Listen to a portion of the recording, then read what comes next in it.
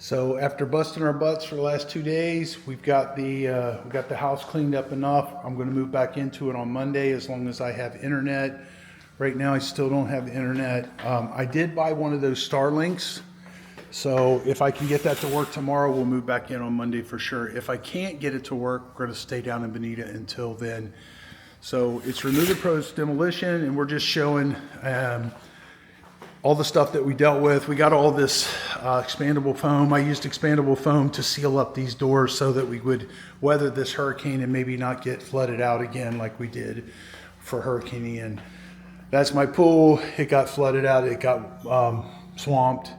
And we're working on getting it all clean. The pool guys will be here to do that tomorrow, the next day. And so it's Remove It Pro's Demolition. My name's Dave Lockwood. Watch the videos we have put out. We got a bunch of stuff we put out on Milton. And we'll see you next